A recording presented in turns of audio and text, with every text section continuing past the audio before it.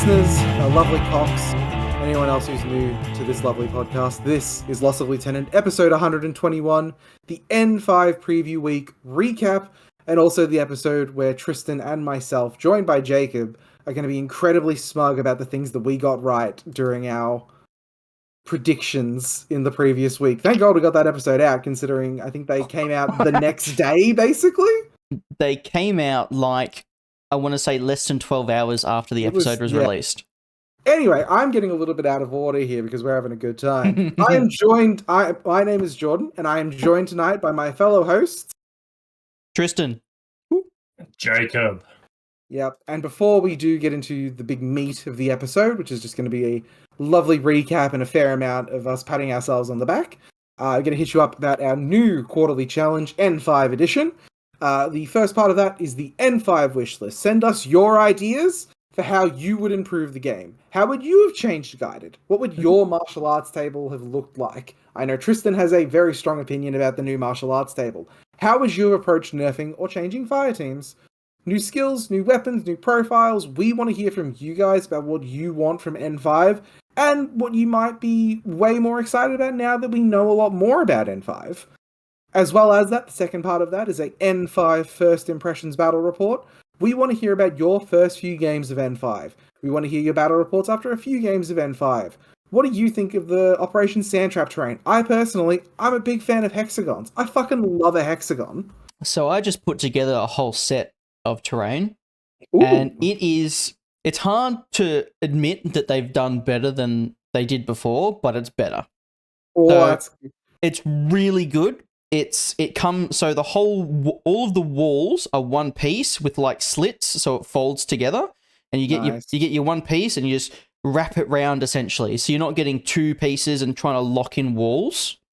Yep. So we all fuck with hexagons, right? And these hexagons have little things that stick out from the corners, almost like an X that runs through it. So there is always cover on every single piece. Hell to the yeah. It's very good. And we want to see these submissions. We want you to send them in to us at lossoflieutenant@gmail.com. Tristan, would you like to take us away with some of the upcoming events that we have as our last little bit of housekeeping? Alrighty, guys. Now, I know for the past couple episodes we've been talking about Operation Last Contact N4. Well, a little announcement. We are having 3 events being run on the same day, November 16th. They are running exactly the same missions: unmasking, countermeasures, and armory. You've got people. You've got Last Contact in N4 in Melbourne. You've got Thunderchild in Sydney, and you have Sunset in Queensland. So the Sydney one's being run by Frank, and the Queensland one is being run by Lewis. And whoever is the overall winner of all 3 tournaments will be crowned the East Coast Champion of Australia. So this is almost like a 2-day event. Well, like half of a 2-day event because there's like 2-day event in terms of how many people are actually. There's like 50 people over 3 events. It's basically a satellite event. It's basically a satellite event with 3 missions. On one thing, it's going to come down to like victory points. It's 100% coming down to victory points. I'm so excited for someone to get screwed. There is going to be like 5 people with perfect scores. Yeah, totally. It's going to be interesting, actually, because if it comes down to victory points, that means if really you want to win this, you got to be careful. Yep. Is Last Contact still sold out, Tristan? Yeah. Fun times. Yep, still sold out. Thunderchild and Sunset, not sold out. So if you really want to be part of this and you're in Melbourne, go fly to Sydney or Queensland. Road trip, boys. And we have CanCon 2025, our first N5 2-day event, happening January 25th and 26th at the Exhibition Park in Canberra. 300 points, presumably. N5 rules. Missions come out when they come out. Tickets you can buy right now. Hell to the yeah. How are we all feeling tonight? I'm feeling pretty good. I feel like I'm feeling very good. I'm feeling pretty good. Probably half as good as you're feeling because you got twice as much more right than I did. To be fair, I had some help on and panicky. There's change in the air, and I don't like it. I was about to say, Jacob, the perpetual like N3 player, is like, oh no, it's happening again. They're changing things. Sorry, Jake. Are you going to tell us how good the shotguns are? For sure. All right, on to N5 preview week. Before we do get into this, I do want to give a special shout out and say a prayer for the intern that was likely fired. Because for those of you that weren't aware, I believe it was on Monday night for us, the first Yes. video that dropped was a unlisted video that was a recap of a bunch of the previews and also all the fire team rules and also the guided nerf and also how Sixth Sense and Combat Sense worked. And it very clearly was not meant to go up when it went up. Yes. It was up for about 15 minutes. Trent posted it. I opened the video, I screen capped everything, and then I refreshed it and it went, oh no, we're dead. Yeah, we're dead. I didn't refresh it at all. I was literally just clicking through it the entire time. I touched nothing. I'm like, all right, we're not refreshing this. We're just going to get every bit of info out of this we can. So, thank you to the intern who misclicked on the YouTube Creator Studio. We really appreciate your sacrifice. And we got a bunch of interesting information early. We did really well on our predictions, and we did really well timing the fucking release of our episode. It was like you said, it was maybe 12 hours of notice before like the thing came out, and we were like, huh, oh no. Yeah, you and Rob pretty much nailed the fire teams on the head. Yeah. We were pretty far off on Rob was pretty far off on the bonuses. But how, fire team purity worked, he nailed that completely on the head. Yeah. It was fucking impressive. I'll talk about it when we go through it. Absolutely.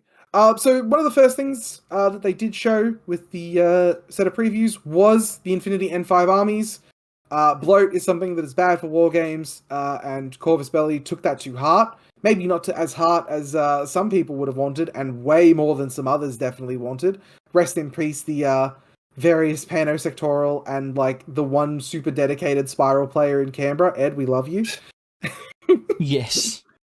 That's right. But, He'll be forced to play the superior Toha. Yeah, we have to play Toha now, and that's bad for everyone involved.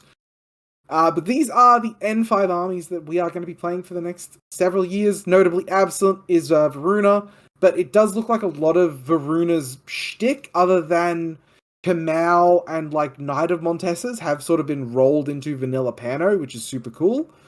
NCA is gone. Shock Army of Acontecimento is gone. However, Kestrel does a lot of Shock Army profiles look like they've put on a fucking hat and desert fatigues. Yeah. So I'm not too sure about how gone the Shock Army is. They decided they were tired of being cold. Yeah, they were tired of being cold. Starco and Forco, but a lot of the characters from that are sort of getting folded into various factions.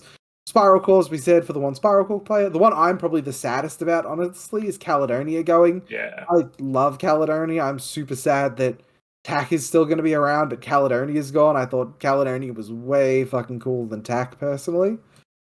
The French. Yeah. I mean, it was these sort of thematic armies that I feel like CB just don't want to get rid of because they're cool, but they just weren't supporting them with model-wise.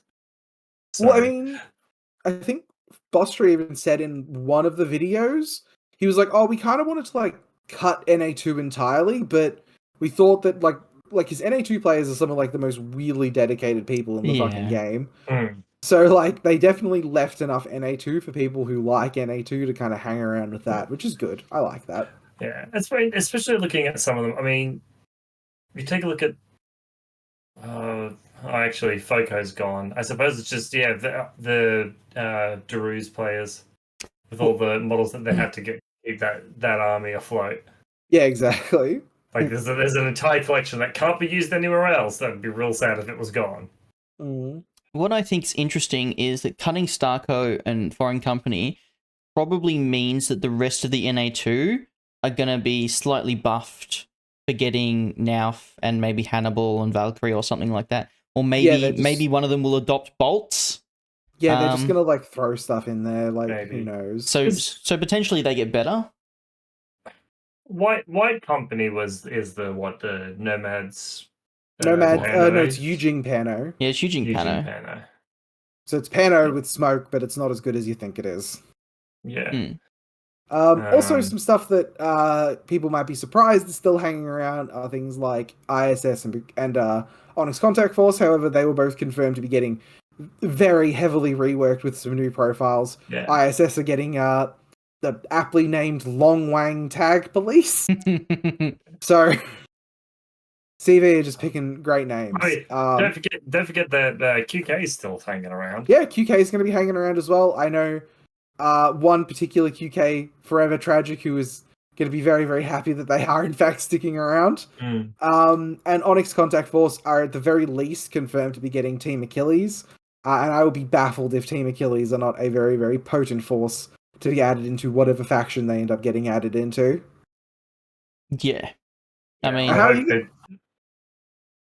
you guys feeling about all the armies? I hope that Achilles is just a little bit of a reined-in Achilles. CA has just got so many strong profiles that Achilles just one would almost feel in like it's in a weird spot because he's, I mean, in vanilla he's competing with like Sheshkin. I'm just hoping that. So we can see that ISS and Onyx are getting full reworks. Apparently, I'm hoping other factions do get profiles adjusted. So I think everything is getting touched by the sound of it, and like every faction is confirmed to get, what was it, like 4 or 5 like new profiles on average. Yeah. But I feel like on average. Kestrel is like Kestrel and Shinden Butai are like 30 of those.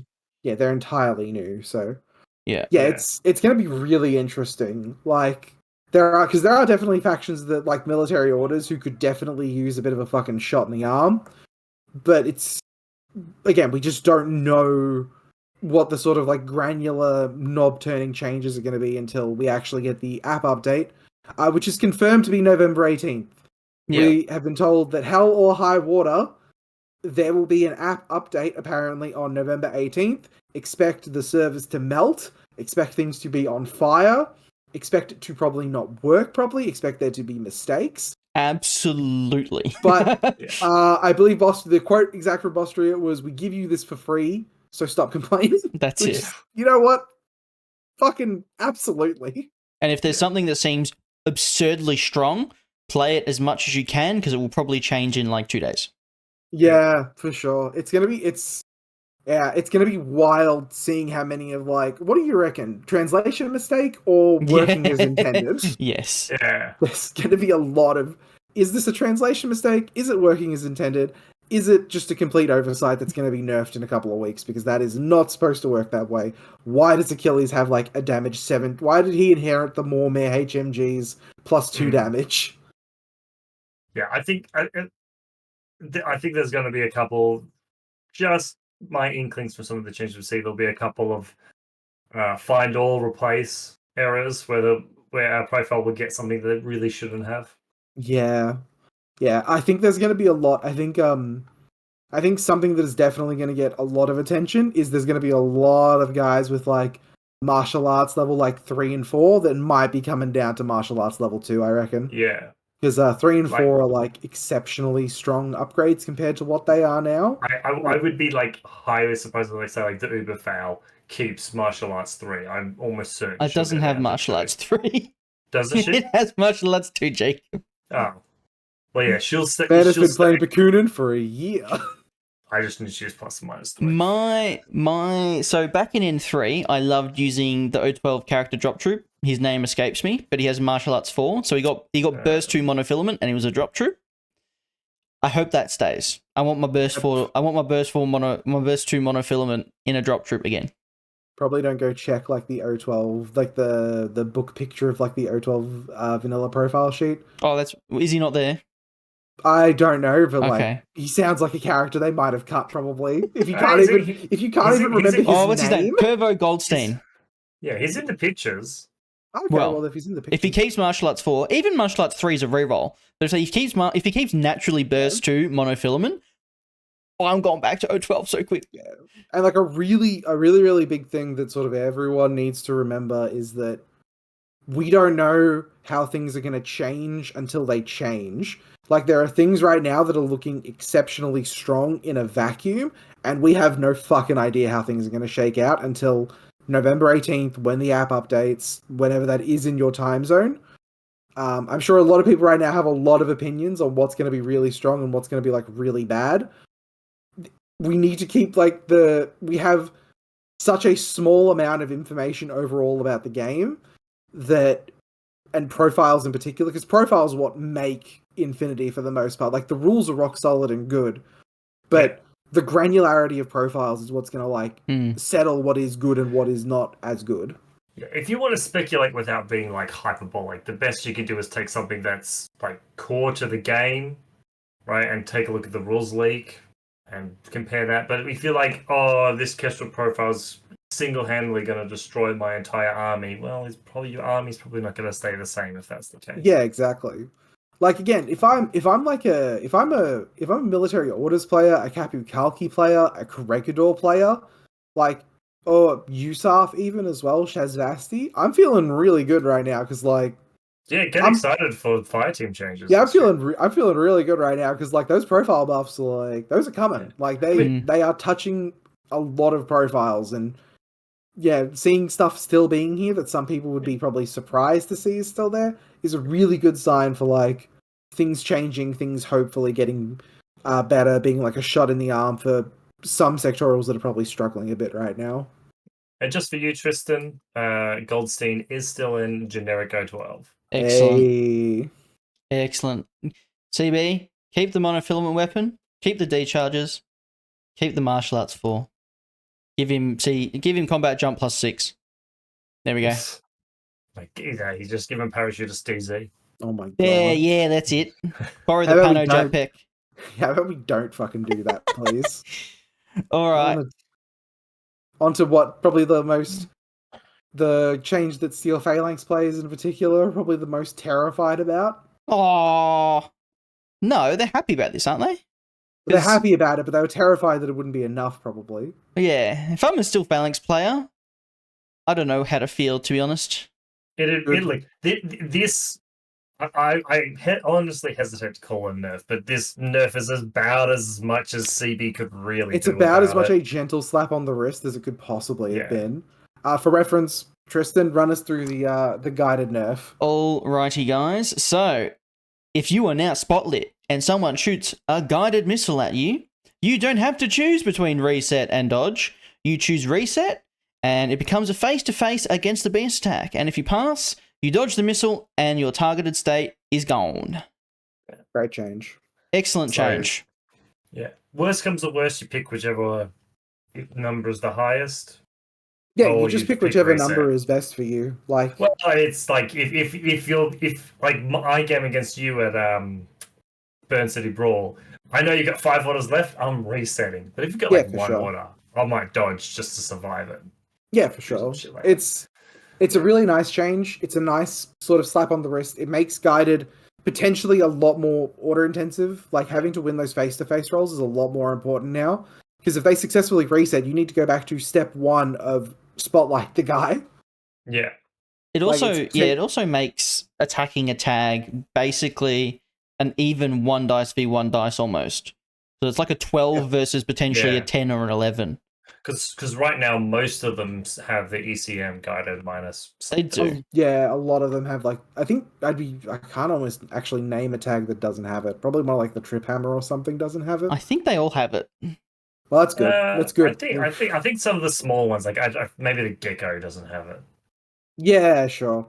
And while this change is like a bit of a slap on the wrist, I'm gonna make the bold prediction that guided is going to be a whole lot less prevalent in N5 because problematic link teams have been adjusted with the fire team changes.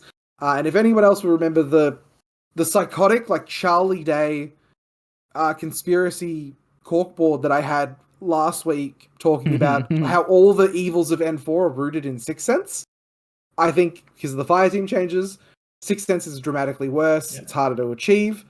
And also, it's going to make guided a lot worse because it's no longer going to be the best way to interact with pieces on the table. It's going to mean that, like, if you really, really want to win a tournament and you want to be prepared, have something prepared to take on, every single eventuality, your answer now doesn't have to be I'll just do guided. Yeah. Right, because you don't have to be so afraid of there's a fire team in front of me. It's let's say a Moira one, just because I'm playing Bakunin. You don't have to be like, okay, that link's totally fucked and I can't do anything against it. Being able to take a good fight against those Mim 6 style links is huge. Being able to like take actual fights versus them now instead of having to use a asymmetric style of engagement to avoid what you can only ever make a fair fight, which it shouldn't be, is great. Great change.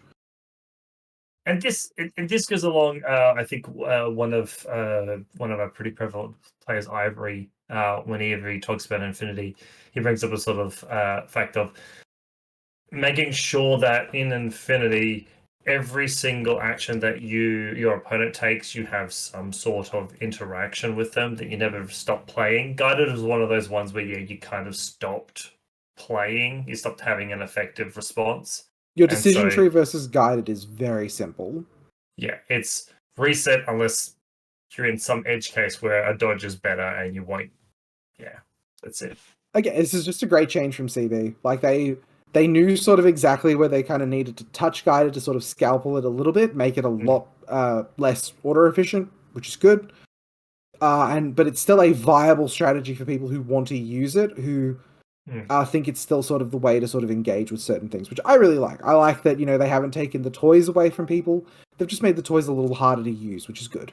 Yep. Yeah, and if for people who care about it thematically, makes sense. It's your guy resetting whatever the hell he found out was targeted right before the missile hits. It just flies off like it's shooting out a flare. Yeah, it can no longer fucking get to you, so it sort of just tail spins away.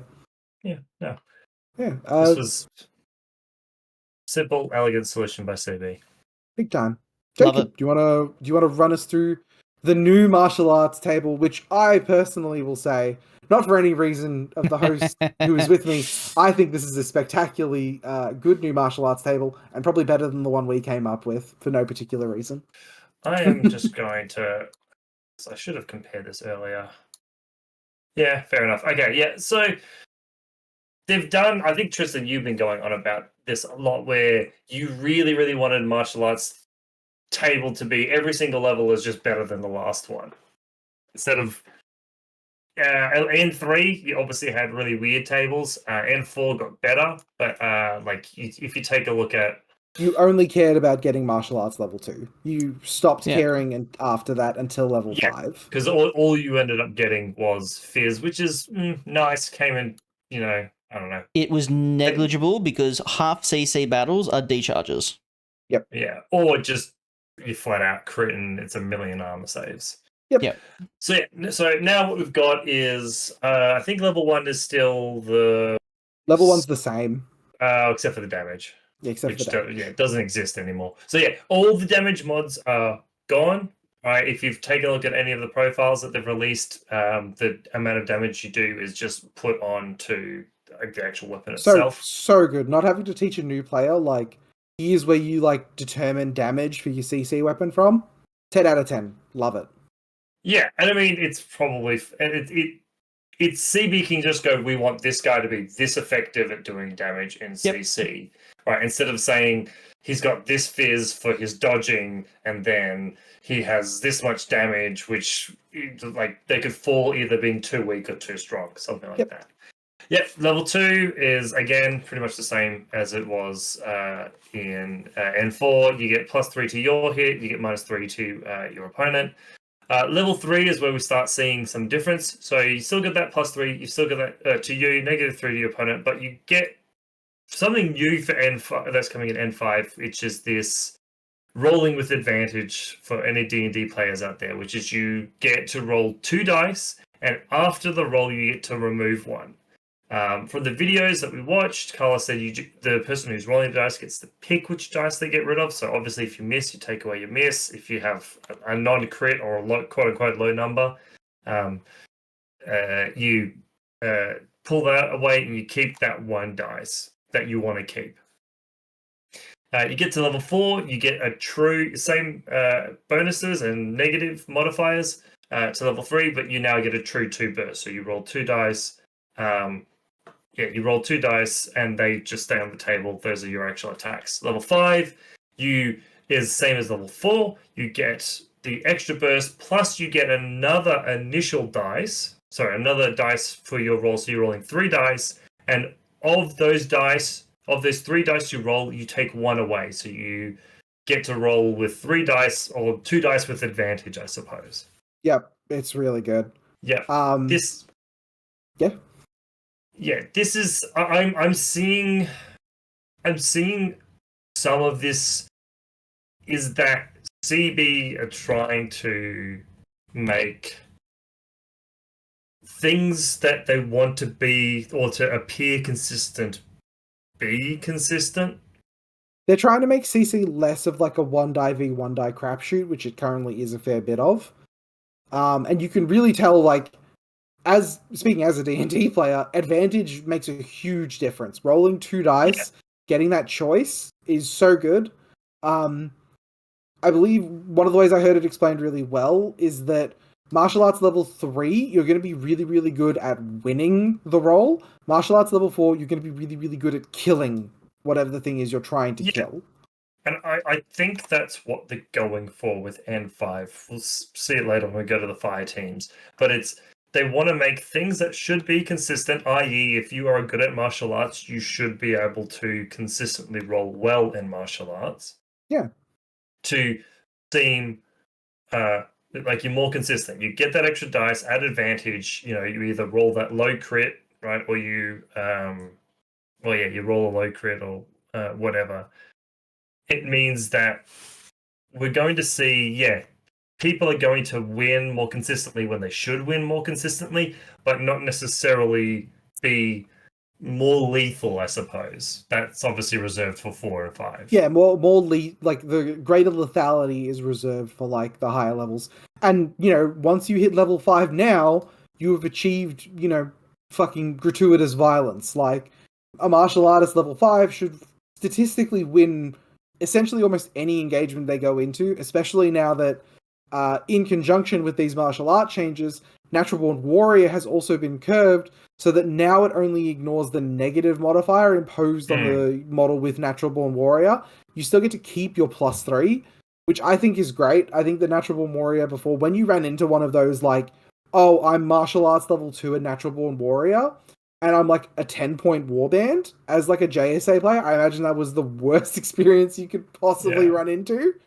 And now that's just no longer going to be quite as scary, which is really, really good. And also, on top of that, I feel like these martial art changes and the Natural Born Warrior changes alone are going to be awesome for like bringing lapsed JSA players back into the game. Because like, now when Shinobu Kitsune punches someone in the head, they will die the majority of the time. Yeah. But Tristan, as the guy who made the martial arts table for us last week, how do you feel about these changes? Here is your soapbox. Go off. Okay. So just to preface, the changes are great. 9 out of 10. I love them.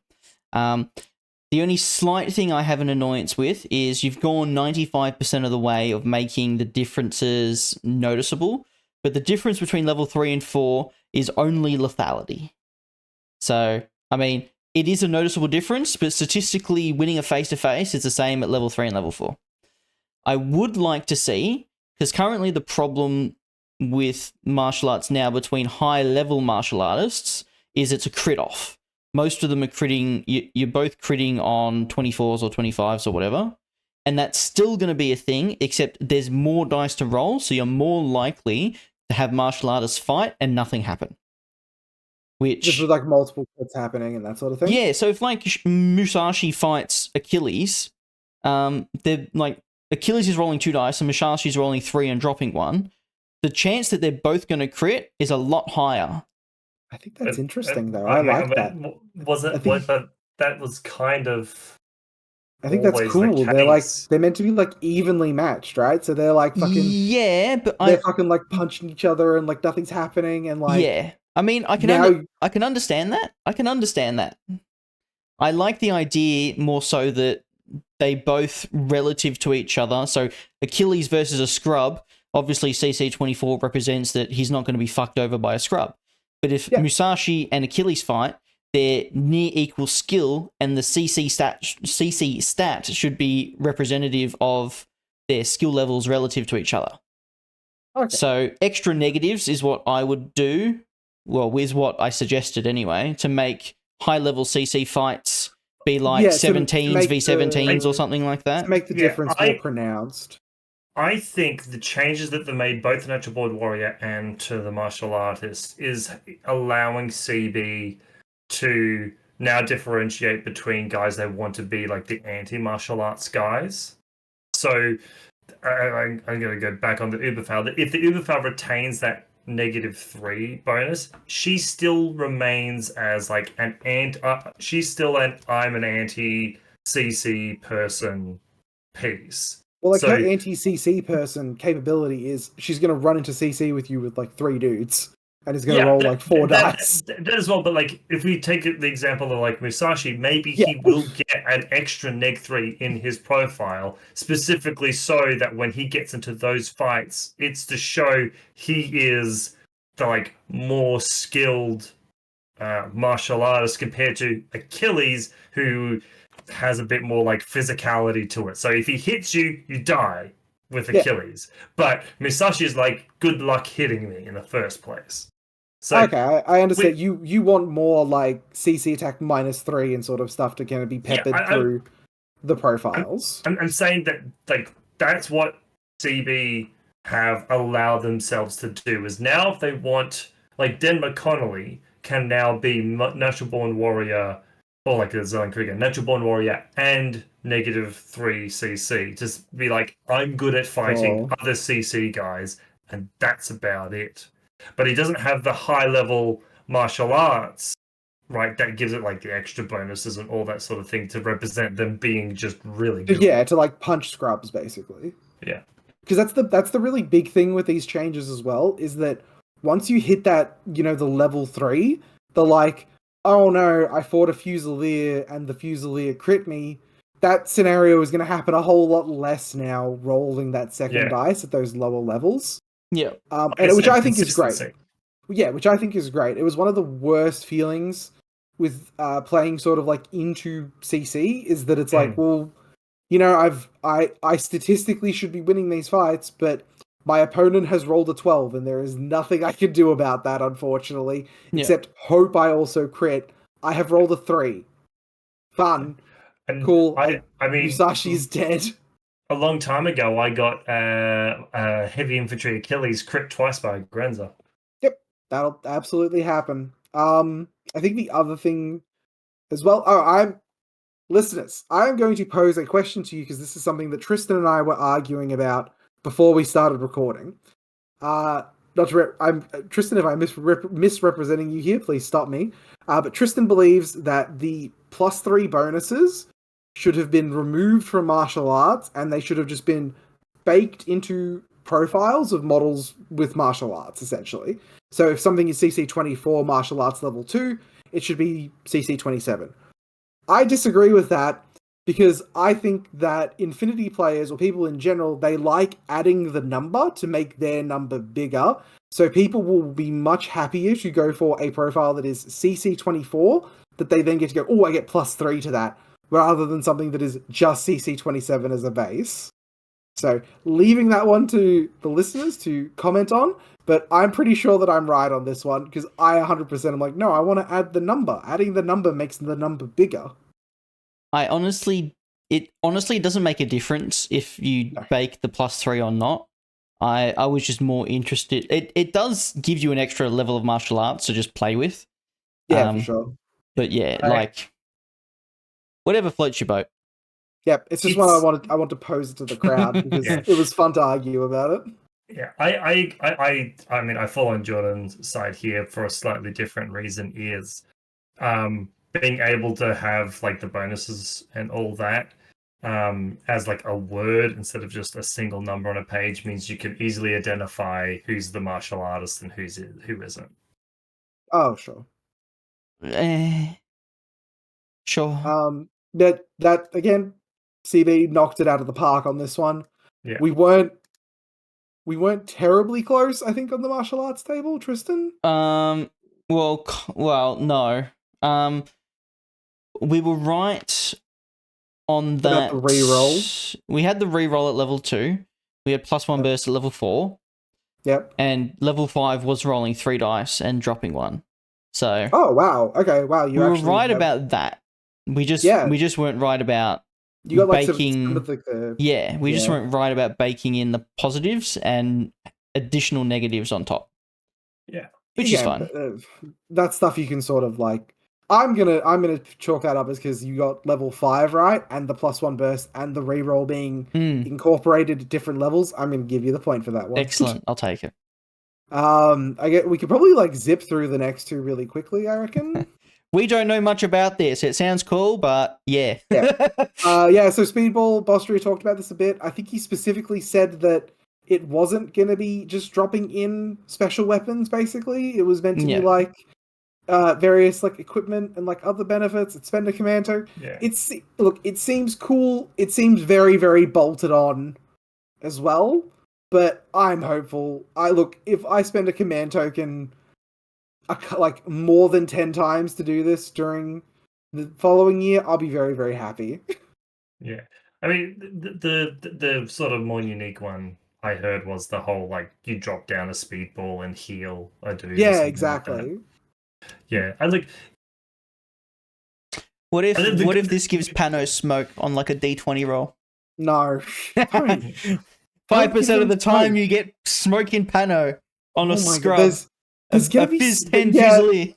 There's gonna be some dude like, no, you don't understand. We've run the odds on this.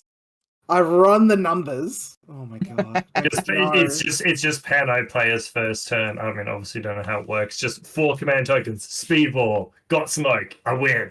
Alright, let's go. I will say, something with the removal of O12 prestige, adding more things to spend command tokens on is good.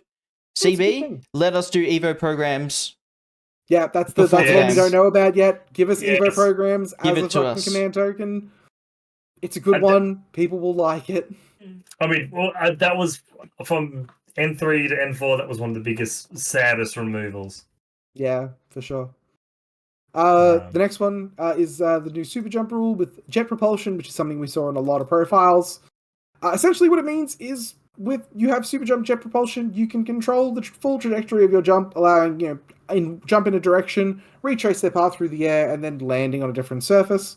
The way this reads to me is that it's going to appear on unit profiles, and it's also probably the way that the new drones are going to be able to sort of fly. Essentially, is they're going to have super jump with jet propulsion, just so CB don't have to like bake in a whole rule about how flying works and hovering. Yep. Super glad that when I saw this, I was super glad that it's not like a hovering thing, so they can suspend themselves in the air, because that would be a nightmare to figure out. Could you imagine if we had to buy like flying stands? Yeah. Like, fuck that. No, good thing. The only thing you have to buy now is like a ball of yarn and cut it to like 6, 8, 10 inches and just curve that shit how you want it. Yeah, curve the fucking bullet. Yeah, I mean, this seems to be very much a rule that's only going to be useful if your movement's like 6+. Yeah. Same thing with like super jump. Super jump is, other than moving, not that hugely useful on something with like movement 4. It only really becomes useful in like an aggressive standpoint once you get the 6. There are notable things. Let's say Holloman don't get jet propulsion. I think it means that they can't go straight up and straight down. They have to follow a parabola, which means that the distance from where they start and where they end has to be greater than their distance moved through the air. Yeah, well, that's still, I mean, for that sort of stuff, it still means you just say, I move 1 nanometer to the side, and you've got yourself a parabola. But you're retracing. So it says it lets you retrace your path. I'm assuming that's the entire path of your silhouette, not the little line or whatever you pick. I don't know, man. I've got no idea. Yeah, so you probably can't go. This is speculation, but this rule probably means regular super jump can't go straight up and straight down. Yep, which is good. Yeah, maybe so that it super jump now becomes purely like a movement skill. Purely Could be, movement skill, yeah. not getting bullshit angles from the top of roofs skill. Yeah. Which is good, right? Like super jump is a skill that reads like it wants you to sort of be using it to like gain verticality and like find interesting paths, not I jump up and down and I shoot you. Yep. Yeah.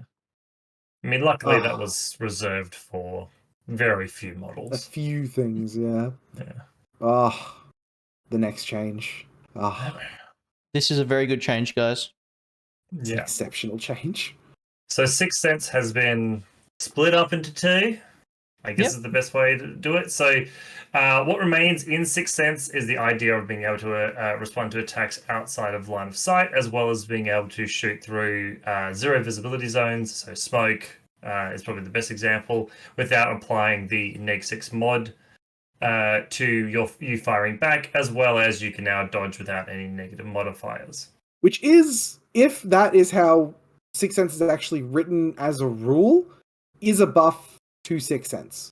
Because previously there was the rider with Sixth Sense where you had to be the target of an attack for it to take effect. So stuff like tigers, when they dodged outside of line of fire, didn't get to use Sixth Sense, so they were dodging on 13s.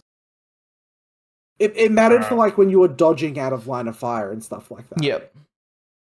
I still, Yeah, I mean, yeah. this one still has respond to attacks declared against them. From Yeah, outside of line of exactly. fire. But that's so if the respond to attacks declared against them is the rider for the next two skills, then yeah, it works the same as it currently does now. If it doesn't, slight buff, which is cool. With it pulled out, and this is almost part of like the anti-fire team buffs, and it's a huge buff to camouflage models when you're fighting into fire teams. Is combat instinct is now its own separate rule. When we get to fire teams, you'll see that it's not part of it, where you are allowed to declare, you are allowed to respond to a surprise attack without any mods, only if you have combat instinct. Oh, Right. so surprise attack is good again.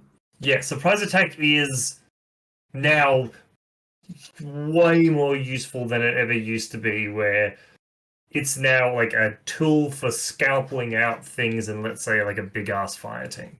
Yep. Whereas Big before fan. I mean, I can't tell you how many times I get into combat with a Mook and fire team and I go, oh, it doesn't matter that I've got surprise attack. Nope. Right, I may as well just sit. I may as well, like, I'll get up. He'll go, I delay everything. I go, okay, I may as well not attack you. Bring back active turn Noctifer Spitfires. Oh hell yeah. I'm feeling so good about these changes, man. Like I got what I wanted. I feel like it was insane. I felt like I was yelling like a crazy person last week. But then when I was listening to the leaked video that wasn't supposed to come out when it came out, like I heard Bostria talking about it. It's like, yeah, no, Sixth Sense was just like really good, especially with like MSV1 units in fire teams. And like how it would just allow you to not take like fair fights, and I'm just me sitting there like, yes, he's saying the thing. He's saying the thing that I was saying. I think it's telling the fact that they're changing it when he also said that they made those rules because the cutter was too broken as shit. So maybe the cutter's going to have a little tweak to remove some of that. I would be absolutely baffled if tags as a whole didn't receive a level of touching up with these changes. Because again, we'll talk about it more when we get to the fire team changes specifically. Yeah. No, this is so good. Like Sixth Sense was such a it was such a good skill. Like it was just I don't think there was a skill in the game where it had more like it also does that riders on it than Sixth Sense.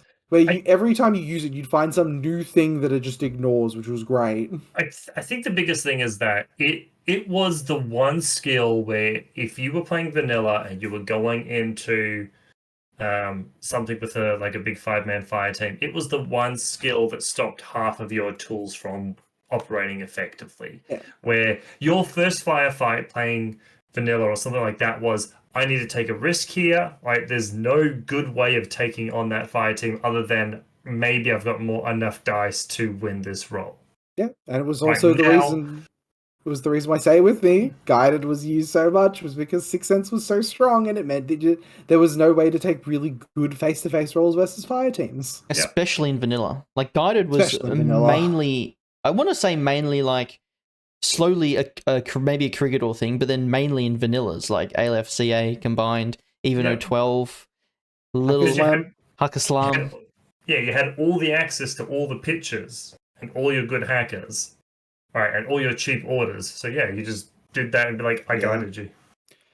But yeah, it's just like it's really good. Like you can being able to like take good fights against stuff like Phoenix, against stuff like Suryats, against stuff like Riot Girls, like just it's so good that we're able to sort of like put them on bad numbers finally. Where before the best thing you could hope for was like a fair fight, or like in some cases neg 3 or neg 6. Yeah. Yep. And if you take a look at the way that they've denested these two rules, if you are if you do have Sixth Sense but you don't have combat instinct, and something does come out of camo behind you, you take that negative mod, right, from the surprise attack, but you still get the ability to respond. Yeah, you still get to respond. It's great. So, like it's this is honestly, I would say, I mean, it is like a nerf to Sixth Sense, but this is more of a buff to all of those units that lost the ability to use their Sixth Sense effectively. Yeah. It does let you dodge at no negatives, so you will ignore surprise attack if you declared dodge, not if you shoot. Yeah, but that was the main problem, was that the main problem was shooting back on your flat ass numbers, even when you're like, I'm behind you out of camo. Yeah, it's like, no, fuck you. I just fucking like the fucking like gun just comes behind. It's like, I see, bang, bang, bang. Yeah. All right, good changes. Great changes. I mean, God. yeah, Right, I mean, I was just sorry. I was just going to go back to the dodge. You still have to be close enough to detect the dodge. If you're too far away, you can't do it. True. Yep. All right. The Jordan. big one. The fire team changes. We were quite far off on the actual fire team bonuses. But absolutely credit to Rob Cantrell. He was completely right about how Purity now works with fire teams. So for those of you who didn't watch the video or who maybe don't understand it perfectly, the way fire teams now work is that you have a type of fire team, and for each trooper of that type, that fire team becomes that many members of a fire team with the associated bonuses.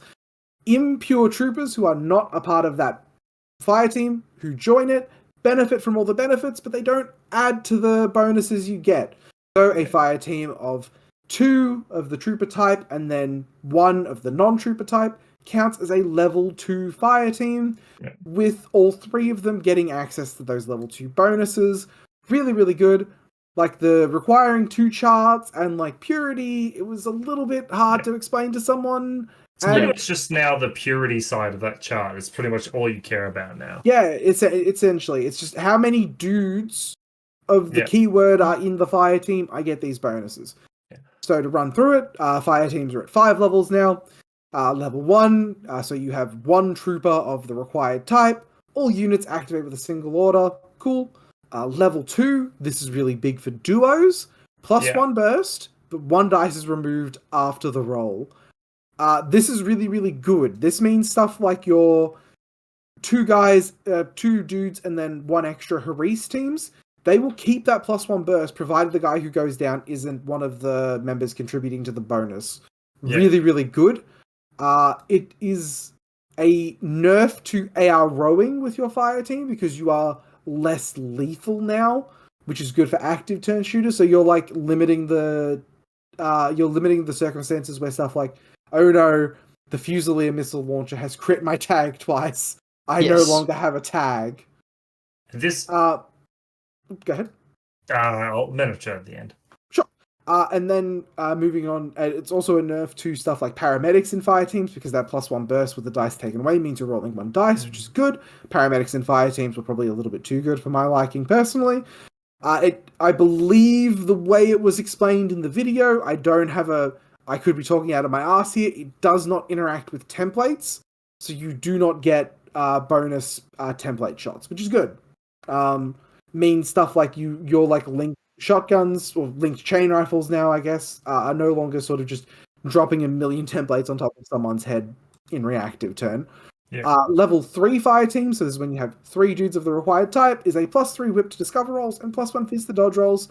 Overall, probably the weakest of all the bonuses, but still good. Like, +3 whip to discover is good, +1 fizz to dodge rolls, also good. For especially stuff like the JSA fire teams with, like, Domaru and shit. Like, what are they dodging on with the +1 to fizz? 15s. Yeah, 15s, yeah. so good.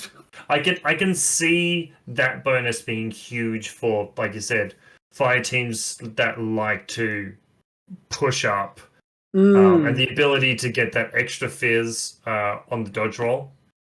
So Damaro's,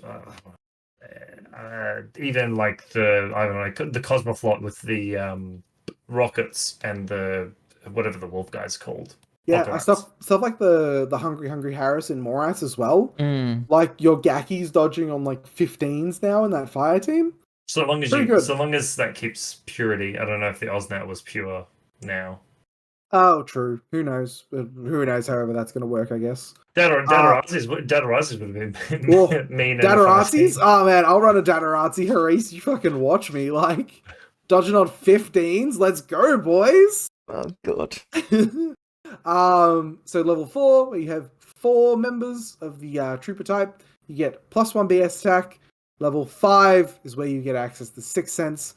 This is a much bigger nerf overall to fire teams than what I personally was expecting. Like, you are just losing to BS entirely. Sixth Sense is super hard to interact with.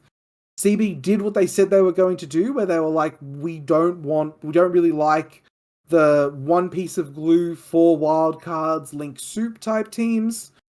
Like, now if you want real bonuses, you need at least 2 guys. I like that it's 2 guys. Yep. Which fair's fair. If you've got, let's just say, whatever link it happens to be, 4 moderators and 1 riot girl, you're pretty much sitting on the exact same link that you used to. You just don't have Sixth Sense anymore. Yeah, which is good, because that's a way to interact with that link now, whereas previously you would sort of struggle to interact with it because it would have Sixth Sense, and then killing that riot girl becomes a huge problem. Yeah. Which is it's really good. Like, I'm so happy that duos are getting like the +1 burst now as well. Like, pure duos, and we'll see it later with some of the fire team charts. Spoilers. Kestrel have armored fire teams still. You can have burst 5 remove a dice tick belangs. That's fucking awesome. I bought a second metal tick belang. Or burst 2 in ARO, remove 1. Yeah, burst 2 in ARO, remove 1. It's gonna be really, really fucking spicy if, when we get like more factions, if you can duo multi-HMG tags, because getting to shoot the 2 explosive rounds and pick the best one, that's gonna be really good too. Go ahead, Jacob. I was gonna say, I have previously Infinity has had Alpha Strike problems. I am pensive about whether this is going to reintroduce issues where going first is just going to be the best thing you can do to win a game. I'm gonna hit you with the hard facts, Jacob.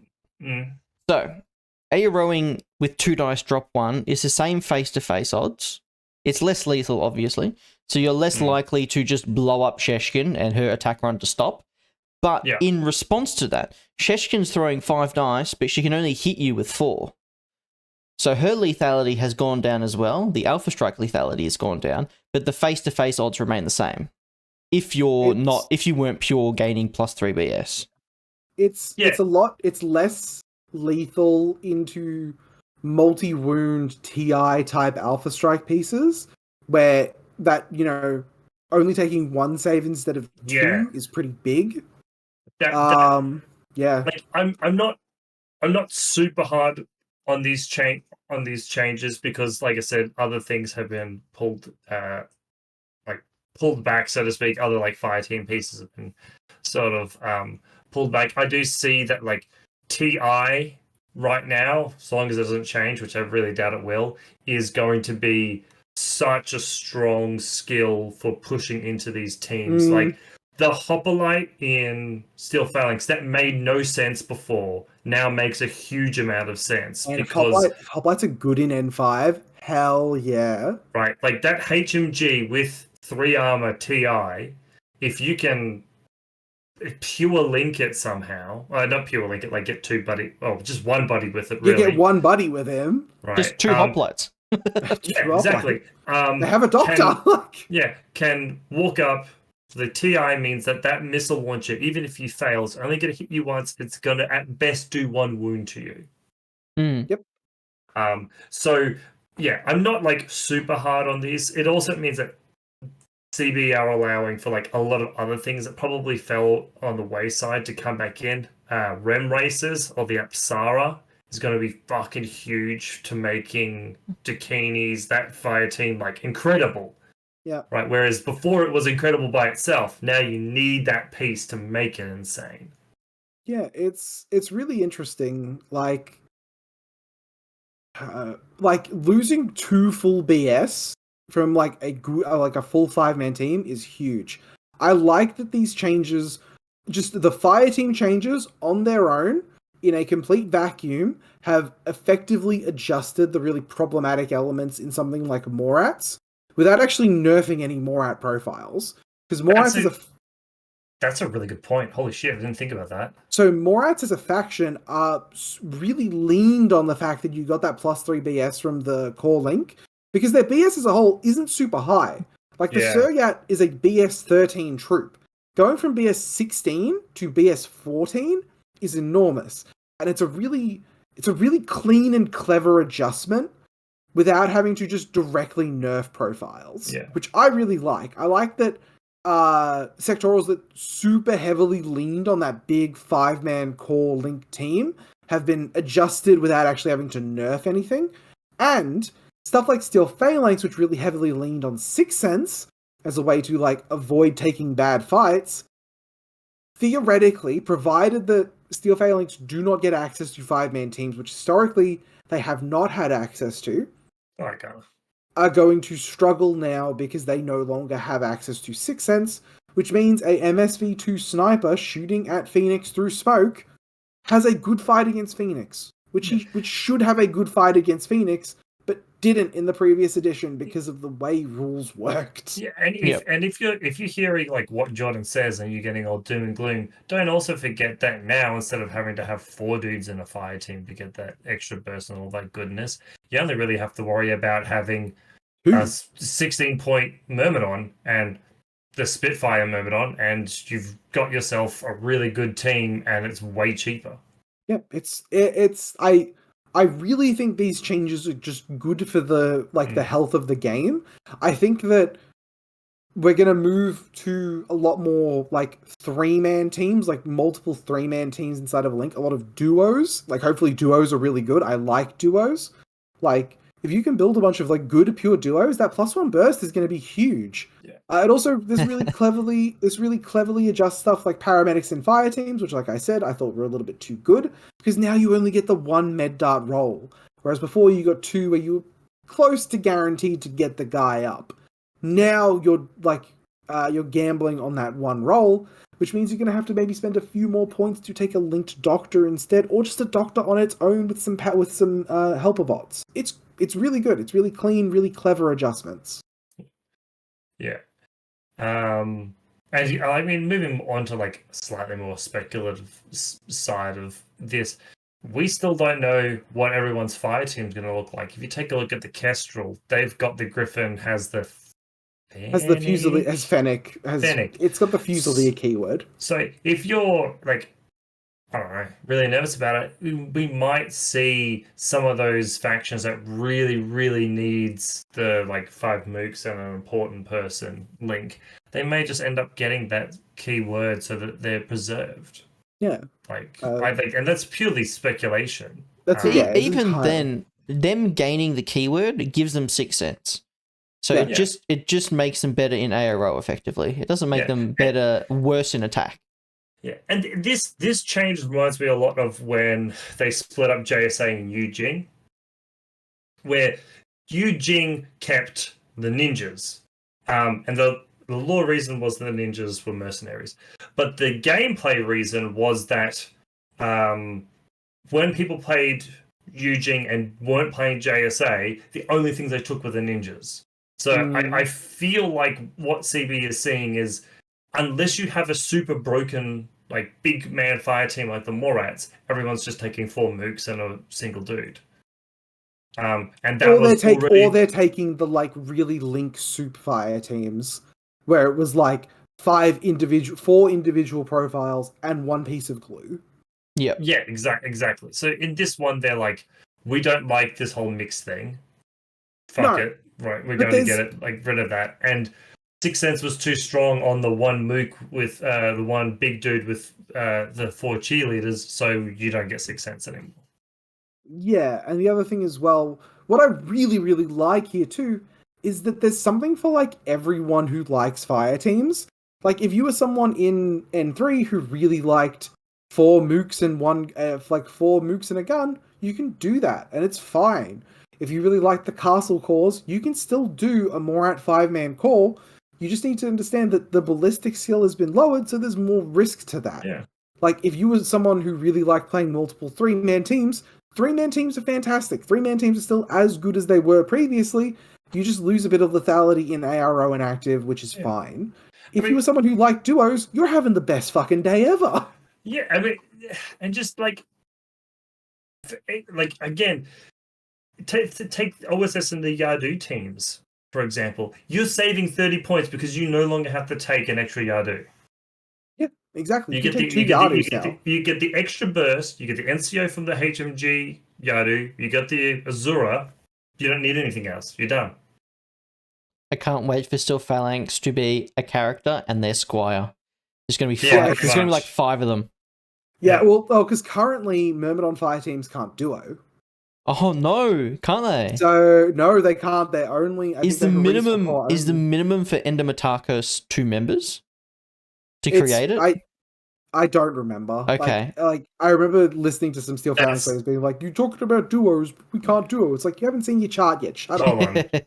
I'll take a look, but it might be a case of they just gave them, because I'm pretty sure they just gave them infinite cores, but their cores could only be got. Yeah, they have infinite cores and like they have like Hereses as well, because you can because like the random like Thorakatai and like Steel Phalanx fire team type stuff. I think that because they had everything was unlimited.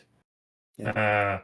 It's just that the Myrmidons were unlimited cores. So you technically didn't have a duo, but you could duo.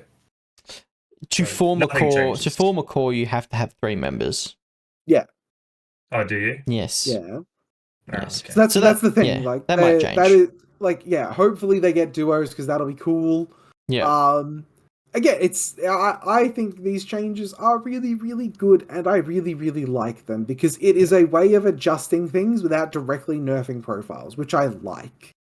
It also means that as it stands right now, the game is sort of in a place. The hat fucking speculation on currently. It means that the best gunfighters in the game are the best gunfighters in the game, not a Fusilier with the missile launcher who is backed up by 4 other Fusiliers. Like, BS-15 means something. Like, if you have BS-15, you are like a apex gunfighter and you fight as such. Yeah. Like, I think that's really, really cool, and I'm glad that we've sort of moved towards that instead of just, how do I get fucking +3 BS? Yeah, the idea that the Aquila Guard has like regained its place as like their apex predator when it comes to infantry BS shooting. It's really cool, and like tags are like in a vacuum right now, not knowing if tags are going to pick up nerfs like because we haven't seen anything with Takaware yet. Takaware has been very, very absent from the N5 previews that we've currently had, and it's almost weird because whenever there's been a new release, there's been at least a couple profiles that have tack awareness profiles. At least options with tack aware. Tack awareness has been very, very absent. So maybe their way of dealing with alpha striking as well is to just remove the copious amounts of tack aware and NCO. Yeah, So make lower the NCO. effective number of orders. Yeah. And also, like other things like tags could pick up something like limited cover, because they have that rule now to hand out.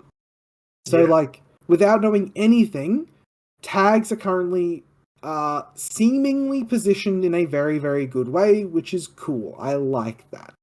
I like that tags are, like, positioned as being very, very good. Yeah, I mean, that would be great, because I think everyone has their favorite tag, and most of the time you go, I really like this tag, but I never use it. Mm. Yeah, everyone has a favorite tag. Like, you're a rare person if you're like, yeah, what's your favorite line troop, bro? Your favorite line troop core, man? How do you feel about Fusiliers? Ooh, I let me put fucking my love Maroon on the Fusiliers. field. Yeah. All right, guys. Shinden Butai. Yeah. I don't think we aren't going to be sort of talking about like every new profile that got spoiled. Like that's just a lot to go over. There's a lot of cool stuff spoiled. If you want, I believe it's on tabletop is the channel where all of the N5 preview week was on. Like if you want to go look there, the videos are very clearly labeled as to what has like the new profiles and stuff. We'll probably talk a little bit about some of the stuff that we personally liked quite a bit. I don't know who Jacob, you're painting the JSA stuff for our Operation Sandtrap, aren't you? Yes. Would you like to talk about the Shinden Butai fire teams? Yeah, I feel like it's okay. So let's just go through the fire teams quickly. So you got the Senku. Don't go through them all. No, but you got the Senku fire team, basic Yep, sort your of line thing. troop fire It's team. your line troops, and you can have the Jizumaru and the Hatamoto, which is the big Imperial dude. Right, you got the Bushi Tai, which I honestly think is It's your samurai fire team. Yeah, but I think it's the one that's taking the most advantage of the new duo duo link, because you've got the relatively cheap Jizumarai. I think that's like sub mid-20s, as well as it's like 22 to 24, I think. Yeah, so you've got this like, I mean, they're both Malay monsters, and then you've got the Hatamoto as well as the Shizuko. Have we seen that one? Don't worry about it. Yeah. Don't worry about it. And Yeah, we've just got keep the Yamabushi. Yeah, the cool thing about that is you get a pure Hatamoto with something that's cheaper than the Hatamoto. Yes. So, yeah, exactly. Yeah. But yeah, so you can, I suppose you can core it pretty well. Then you got a Harris duo in the Seiyo fire teams with the Tanuki, which we haven't seen, the Karakuri, which is everyone's seen, sweet little robot dudes. The sex bots. Yeah, the Yamabushi and the Rushi. I think that's a really cool fire team. That is a really cool one. Getting a Burst 5 Rushi. It's not just that, though. It's a Burst 5 Rushi that has +3 to discover and MS3 to discover. Yeah. I like that. That shit's good. Yeah, and I get the feeling that Tanuki might be an engineer, only because in the next one, the Mechazoid fire team, you can have a Mechazoid Tanuki and the Atom bot, which I'm going to assume is like the forward observer. Yeah, like if it is following on from like the Kestrel one, which we'll look at next. Yeah. That is what the Pathfinder drone bot in that fire team. So I'm assuming that one is it's the forward observer bot. Yeah, is the one they have with it, is it a... Oh, it's not just like so just to point out that Rushi as well, you can buff it to give it marksmanship. Yeah, so it is going to discover on 16s all the way up to 32. Yep. Fucking bonkers. And that's against mid -6 as well. Yeah, that is really good. So I get the feeling that Tanuki might be an engineer, which will make that such a fucking good fire team. Then the last one we got the wild cards is a character, Shirayuki, who we haven't seen anything about, and then Yuriko Oda, which is who can be a Senku. Yeah, who can be a Senku for whatever. I'm surprised at how much purity they were giving out. I think it's good. I think that it's showing that they want you to build interesting fire teams with a variety of troops, and they want you to take advantage of all the bonuses that are there to be had. Yeah, I think we're going to see like very targeted purity in N5. Another thing to note here is it says there's still unlimited duos. So presumably, probably every sectoral, not sure about vanillas, but every sectoral will probably have unlimited duos as well. which I think will really, yeah, if you have the option of cheap pure duos, I think they're going to be taken a lot. Like Yeah, there like almost in- might not be a reason just to take random things anymore. Like if Morites keep like the Datarazzi duo, I would duo Datarazzi. Mm. Like if I'm going second, suppress Impetuous, like throws 2 smokes, throw 2 smokes, drop 1. Like seems really good. Like seems really really good. Yep. And then we have the Shinden Butai list as well. So easy way to go through the list is take a look at JSA as it is right now. It's pretty much none of that, except for a couple of the robots, Saito, Yojimbo, and a Warcall. Yeah, Oh, and and the Oda. And the Rushing, ninja, and the What's Soko what that's- Rentai, and the that's- Katakuri, Yeah, well. and the I Doctor try my Engineer. best to- I it's try a my best very to do it in a it's a very sentence. fleshed out sectoral list. Yeah, Like, there's a lot more Mm. there than what I was expecting there to be. yeah. It seems to be that like the Shiden Butai is going to be like almost an entirely new range of JSA. Yep. Because there's almost, I mean, obviously we're probably going to get new JSA robots. So something that is interesting to note is that the Shinden Butai faction list has the tag radar JSA tag pilots, but the Kestrel Colonial Force does not have a tag pilot profile. The other interesting thing to note there is the tag pilot is AVA 1, but the tag itself is AVA 2. Yeah, I wonder if that means like if you are like a Remprez tag faction, you might not be like the I pilot think that's just what might it's not going be to be. there. I get the feeling that those tag pilots. This is my like. Again, another speculation. It might be like Rem Racer for tags. So Maybe, you don't have to buy one, but you can, and it'll give a certain bonus. Yeah, that'd be really cool. Idea of it being like a better pilot. Yeah, no, totally. Yeah. How scary would it be to have a tag pilot on the table and it worked like antipodes?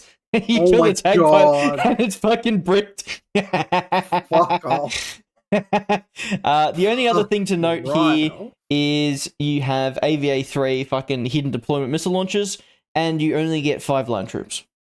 Whether that becomes a commonplace thing, because maybe line troop duos are going to be really strong, so you got to limit the AVA. It does seem like they're dumping AVA total, because the Fenix aren't AVA total either. Yeah. The other thing is, of your faction remotes, it looks like they only have AVA 1 flash pulse spots. Yep. That's been JSA's thing since forever. Yeah. Oh, okay, sure. So, I've barely looked at the JSA some faction factions. So some factions get hampered a little bit by they only get like one version, one thing of the flash pulse spots. Yep. Yeah. And then some get 3. I don't think there's anything super interesting in those AVAs. No, and something that is interesting is that the Yamabushi, which is shared between JSA and Kestrel, the Shinden Butai get 2, Kestrel only get 1 of them, which is good. You do not want Kestrel to have access to 2 of those fuckers. Yeah, that would be very, very bad. Hannah doesn't need more beast hunters. No, they do not. All right, Jordan, hit us with the Kestrel, the KFC. Okay. KFC. I think Bostria was like, we just call they're it KFC now. Yeah, they're just KFC now. All right, the Kestrel Colonial Force. Your core Harris option is the Fennec fire teams with your Fennec Fusiliers, and also the Griffin is a keyworded Fennec, which is your big 2-wound dude. He even has MSV1 as well, I think. He's an orc with MSV1. He's an orc with MSV1. He's got like all those nice bonuses. So you can in fact build a Mook plus gunfire team that has sort of the bonuses you would expect. Yep. Your Harris duo of a Kestrel fire teams, with the Firefly being the only thing there that has a keyword, except in your wildcard options, you have both the Burr Panda and Richard Quinn, who also share the keyword. The Firefly is not a profile that we have seen yet, is it? No. We have not seen the Firefly at all. I think, is the Firefly the vehicle? I don't know. That's speculation. No, because we saw the Blink troops, we saw the Hecatari shooters. and something else in the video on a couple of days ago. I don't think we've seen Fireflies yet. If we have, I'm sure we'll get corrected. Those are the ones in the Beyond pack, weren't they? Yeah, the ones in the Beyond pack. Hold on, Trent joined, so he'll type us. Red Eye Firefly are engineers. Oh right, they're the engineer. Were they? They were in the. Were they in the Beyond video, Trent? I feel like they were now. Oh, well, I'm pretty. Yeah, they were in the Beyond video. Okay, cool. I was crazy. That's my bad. Sorry, guys. All right. And then you have your armored fire teams, which are a duo. You get your Tickbalang, you get your Squalos, you get your Maximus, you get your Firefly, you get your Bulleteer. You can have 2 Tickbalangs, and they are burst 5, drop 1. That is fucking awesome. You can have 2 Squalos, you can have 2 Tickbalangs, you can have a Tickbalang and an Engineer with the Firefly.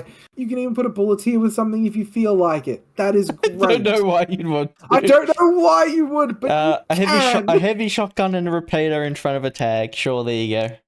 There's something there. Who knows? Who the fuck knows? I mean, Killer Hacker Defense. Yeah. Look, I'm not even. I don't know if we have this in vanilla. I hope we do. I bought a second metal Tickbalang because I was fucking Tickbalang brain rotted when I saw this fire team's chart when this video came out. I feel like the Squalo is more interesting, isn't it? No, climbing plus M3, like you're doing sick cartwheels on rooftops, boy. I guess.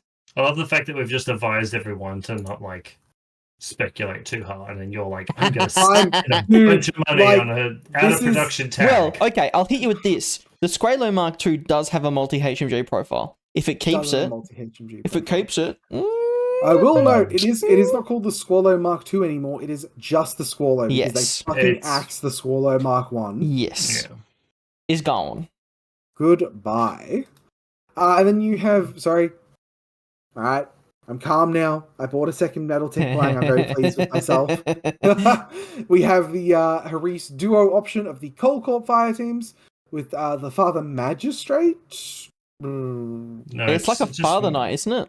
It was BCA and Magistrates, so I've got no idea what it is. Yeah, that's a spicy one. It's another one we haven't seen yet. And the Jackal FTOs. Yeah, it might not even be like a Father Knight thing. It could be literally it could be like a counterintelligence thing. Yeah, I got confused because I saw I was looking at the Father Knights on the Colonial Force thing. Also, that the Crux is fucking a wild card too. But yeah, so Magistrates, Jackals, we have no idea what those do yet, but it's a Harris duo option, so you have the you get that +1 burst, you get that +1 dodge, you get that +3 to discover. It's good shit. Yeah, we love those bonuses. And your wild cards. Oops, sorry, go ahead. No, I was just gonna say I haven't looked too much into the Kestrel because I know I'm not going to play them. But anyone that was sitting on the old, what was the old box between Nomads and Pano? Ice Storm. Who was sitting on that still has the Father Knight from that's going to be real happy that they've come. Yeah, absolutely. Yeah, and then you will have your wildcard options, which are the Team Crux of the Father Knights, Pathfinder Drone Bots, Burr Panda, Dr. Priya Harper, and Richard Quinn. There is a lot of purity, again, thrown in with Kestrel Colonial Force. Absolutely. Look, man, I'm going to be very, very interested to see how things are costed in this faction, because right now, they're looking real good. For 20, if you want a specialist as well, for 26 points, you can take 2 Fennecs. One of them has a +1 burst Thunderbolt, which is a damage 14 HMG effectively, and you still have a specialist. It becomes roll 4, drop 1, so it's effectively a burst 4 HMG for 26 points, and you get a specialist with it at BS12. That shit seems real good. Yeah. If you want true hard ARO as well, the Neurocynetics Black IR. BS13, MSV2, MIM3 with a Neurocynetics multi-sniper in a link. I'm glad you brought up the Neurocynetics. That was one of the other things. Neurocynetics is good. That we're gonna probably see now is with the fire team changes is Neurocynetics is now incredible. Yeah, Neurocynetics that is one of the few ways other than total reaction to get that full burst in ARO. Yeah. Like, so Yeah, there's a lot of I, profiles in Kestrel I still want to see. Like, because there's so many things that we haven't gotten to see yet. Yeah. Like, we've been teased. Like, we know the drummers exist, and it's it's an upgraded Auxilla where it has like a fucking Swick gun for some reason. HRMC. Oh man, there's so much cool stuff that we haven't gotten to see yet. I'm so excited. These videos did so much for me to allay a lot of some of the grumbling that I've had myself and have also listened to over the past several weeks. Yep. Unless anyone else has anything particular to say, how do we all feel? Good. How do we all feel after this week of previews?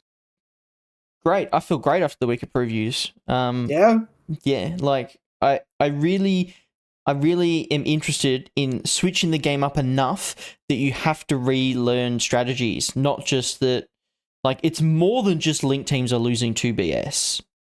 It's that link teams are way less lethal, and you're way more incentivized to not take 5-man links if you can take pure Harrises or pure duos or whatever. the reactive turn feels like it is going to be more about your ablative defenses than like your lethal defenses. Yes, I feel like the best players of the early N5 are going to be people who learn how to defend properly. Yeah. It's going to be back to one thing I always valued with defending is not necessarily killing your opponent, but just wasting their time. Yeah.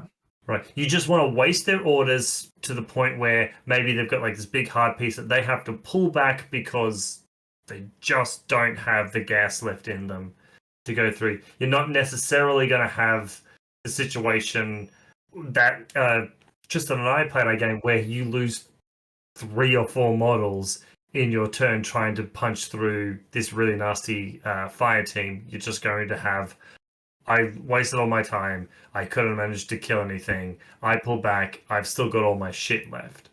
Yeah. Yeah. So good.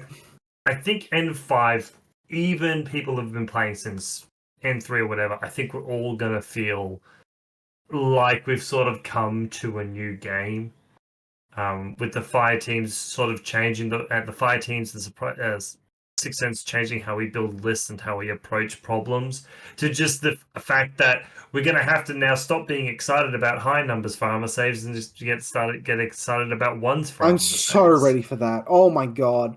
You know how happy I am that I am never again going to have to listen to someone at the end of day 1 of a tournament. Oh man, all day today I rolled like 19s and 20s when I was trying to hit something, and all my armor saves were like 4s and 5s. It was bullshit.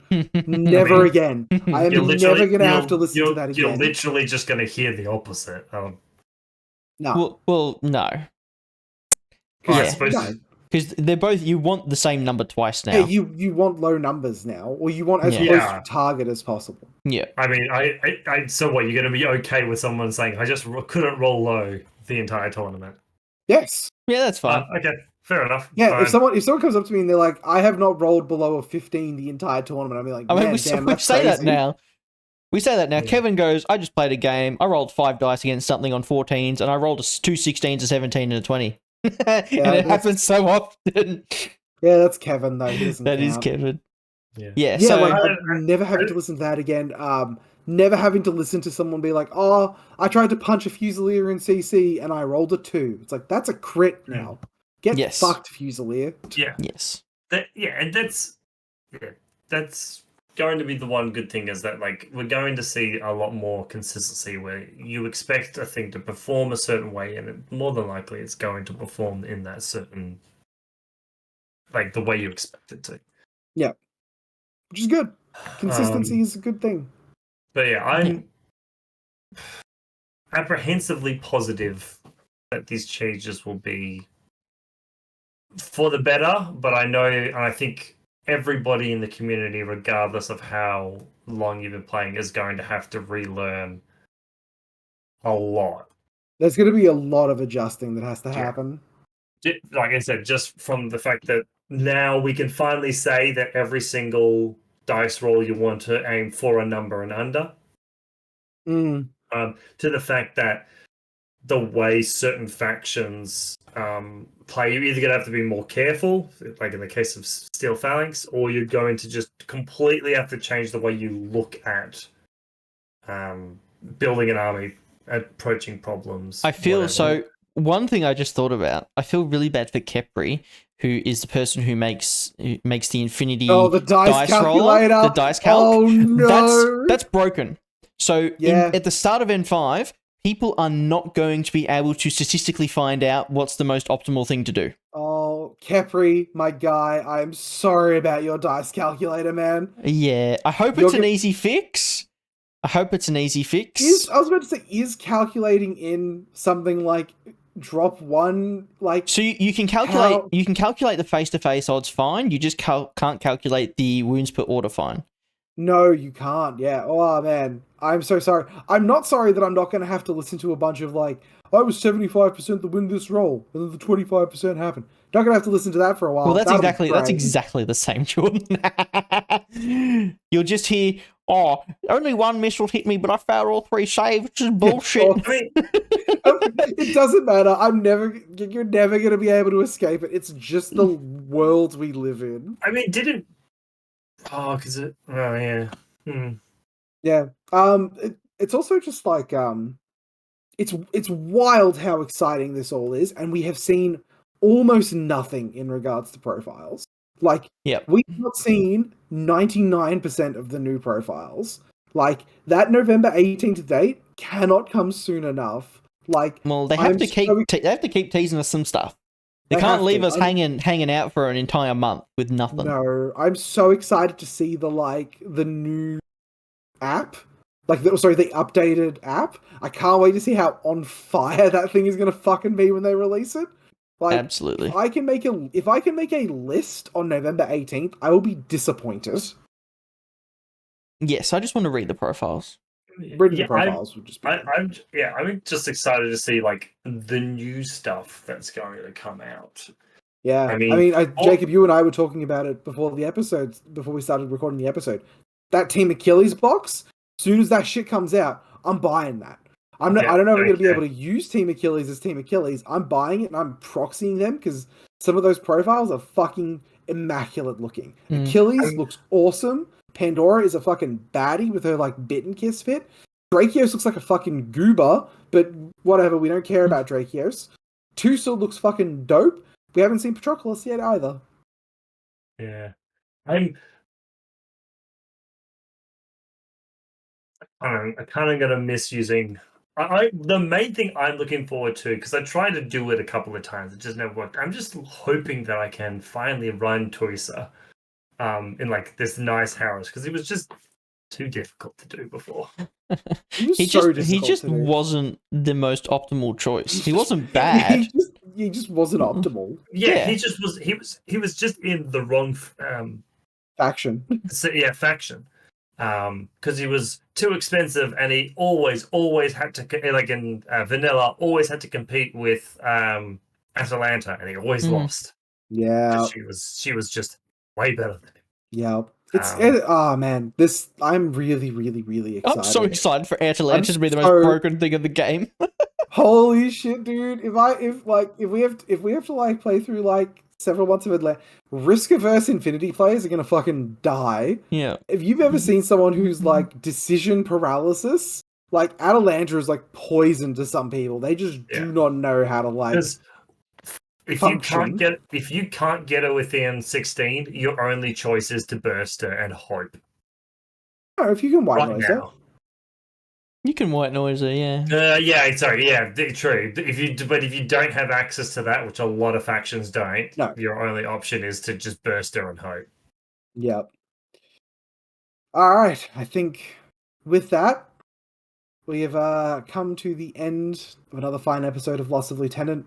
As a reminder to everyone, if you would like to be here as we record these episodes, if you would like to ask us questions while we're recording these episodes, if you would like us to look at things you say and say you sound like a crazy person, hey there, Trent, you can become a valued cock over at patreon.com/lossoflieutenant. It's only $3 a month, and you get all those fun benefits. I will personally insult you if that's something you want. Absolutely. And another mention as well, over the past couple of weeks since Jordan and I have joined, we have been getting some great feedback. Give us more feedback. So post on the YouTube page if that's where you're watching it. Post in the Discord, which will be in the description of whatever you're watching or listening this on. And just get on and talk to us because we love feedback. We love arguing. We love arguing too. Feedback. That's the word. Until next time, until we get the next big drop on N5, or until we have another fun thing we really want to talk about, I have been Jordan. I've been Tristan. I've been Jacob. We'll see you next time.